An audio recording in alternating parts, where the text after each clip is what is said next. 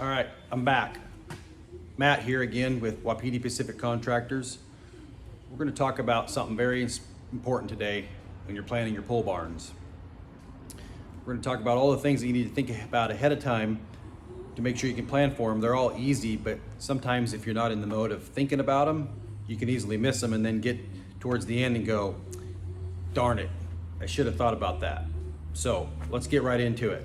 First thing, you want to think about the height of your tallest item that you want to store.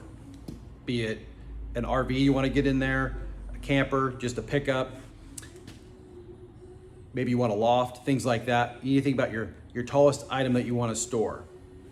Second thing would be your widest item. For door width, what kind of space do you want to have for that as far as getting vehicles or things into your building? Third thing is you want concrete floors, maybe floor drains. Maybe do you want to support an unusually heavy load? We have a lot of customers where when we go to pour the floor, we'll pour a section that's a 6-inch slab piece to hold a slide-in lift for their cars, maybe a mechanic shop or things like that. All those things are think about in regards to your concrete. Maybe even a floor drain. So when you're done working, hose it out, pressure wash it out, things like that. Regarding your doors in your vehicles, do you want pull-through doors? A door in the front, door in the back, you can pull your toy hauler through? Or do you want to be able to just pull in, drive in, drive out, back in, back out? Sometimes that depends on the access. You might want to go with a wider door if you're backing a trailer in and you don't have a straight shot to pull way up and back straight in. If you have to back in a little bit of angle, you might want a little bit of a wider door to give you a little bit of room so you don't end up calling us back to fix a door jam, if you get my point. Porches, side doors, or an RV cover maybe off the side, an outside RV cover. More and more, we're having customers that are wanting wraparound porches.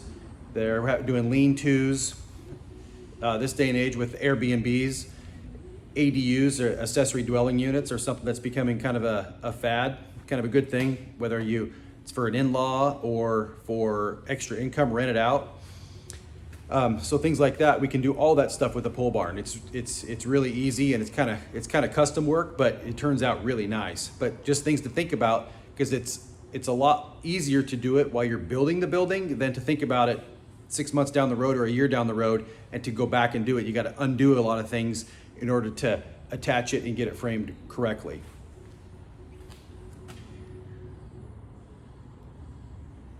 Another thing to think about is once you do pull your toy hauler in there, let's say, or your vehicles, depending on what they are, do you want to have room to open doors or put your slide out?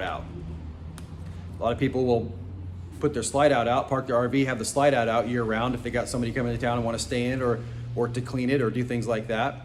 So just something to think about. If you have an end bay and you want to back your toy hauler in there and then you go to put your slide out and you only got a foot of room between the side of your trailer or your toy hauler and the door, that's going to cause some problem. Loft space.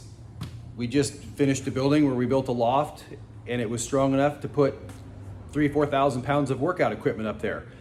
Easy to do, doesn't take much, but just the forethought to do that. Could be a workout room, office on one side, a lot of different things, but it's easy to plan for that. Even if you want to build a loft down the road, it's really easy to plan for that in the beginning, and then that way it's there for whenever you want to go do it down the road. Another thing would be plumbing, electrical, whether you want a slop sink, maybe a bathroom. None of that stuff needs to be done ahead of time, other than right before the floor is poured. You want to get utilities in and things like that so they can be stubbed up right before you pour your floor. And but anyway, again, the forethought of that is just things to think about. Outside of that, that's about most of the big things that need to be thought about, or where we find where people end up missing stuff. and then down the road going, dang, I wish I'd have done that. So our goal is when we build these buildings is to get as much information in your mind as possible before we start and in the planning phase, so we don't have these things down the road and it's all covered. So anyway, there you go. We'll catch you next time.